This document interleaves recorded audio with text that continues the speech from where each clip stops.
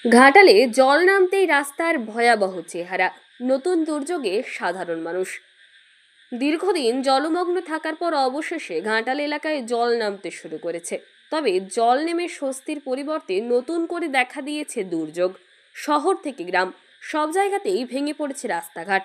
কোথাও কালভার্টের ওপর ঢালাই রাস্তা জলের তোড়ে ভেসে গেছে, কোথাও রাস্তার মাঝখান বসে গিয়ে বড় বড় গর্ত তৈরি হয়েছে। ভাঙা রাস্তায় প্রতিদিন হোঁচট খেতে হচ্ছে পথচারীদের।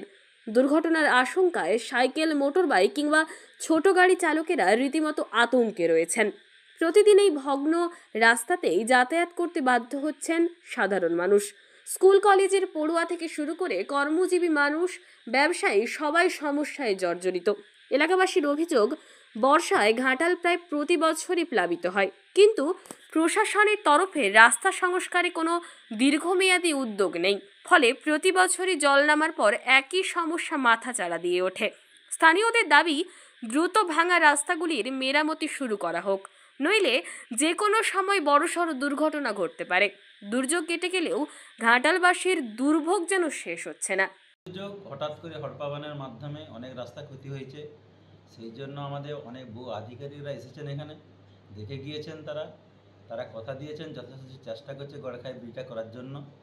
আমরা পঞ্চায়েত থেকে মূলত জনগণকে যাতায়াত করার জন্য বাঁশের মাচা করে এখন পরিষেবা দিচ্ছি।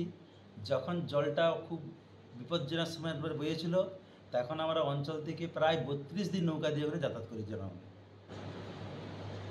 এখন ঝুঁকিপূর্ণভাবে যাতায়াত করছে মাজার উপর দিয়ে, কংক্রিটের ব্রিজের দাবি জানাচ্ছে। এখন তো প্রাকৃতিক দুর্যোগের ফলে এখন তো এখন বন্যা, এখন তো বর্ষাকাল, এখন তো এই মুহূর্তে তো করা সম্ভব নয়। চেষ্টা করছি যে পঞ্চায়েত থেকে কিছুটা ভেরিফাই করে মানুষের পরিষেবা দেওয়ার চেষ্টা করছি। আমার নাম অজবনগর গ্রাম পঞ্চায়েত প্রধান গোপাল মাইতি। আমি যাচ্ছি অঞ্চল অফিস। এখানে সাইকেল নিয়ে এখানে বাঁধ, এখানে চাতাল ছিল, চাতাল ভেঙে গেছে, উল্টি নিয়ে চলে গেছে। যার জন্য এই সাইকেলে কোনো রকমের বাঁশের মাচা দেওয়া হয়েছে, তার উপর দিয়ে যাচ্ছি। কীভাবে ভেঙেছে? আপনার ওই হড়কা বান যে এসেছিলো, তাতেই আপনার চাতাল উল্টি নিয়ে চলে গেছে বন্যায়। হ্যাঁ। এখন তাহলে কীভাবে যাতায়াত করছেন? এখন আপনার অঞ্চল থেকে এই বাঁশের এই মাচা একটু করে দিয়েছে, তা দিয়ে যাতায়াত হচ্ছে। কত মানুষ যাতায়াত করে?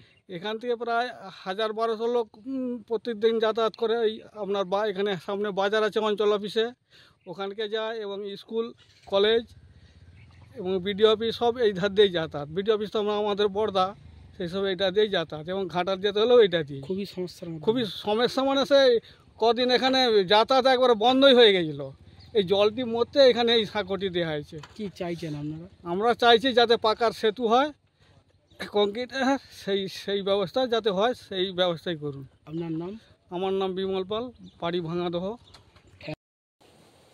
নিত্য কত মানুষ যাতায়াত করে এই রাস্তা দিয়ে? এই রাস্তা অন্তত লাখের উপর। কোথায় যাচ্ছে? দৈনি, হ্যাঁ, বর্দা থেকে ঘাটাল। কি সমস্যা হয় আপনাদের? সমস্যায় তো জলে পোল নাই, বিনা পোলে যাওয়া হচ্ছে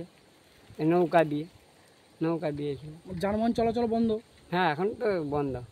কি চাইছেন আপনারা? পোল চাই, পোল না হলে কিছু হবে না। কি নাম? নাম শক্তিবোধা ঘাঁটি।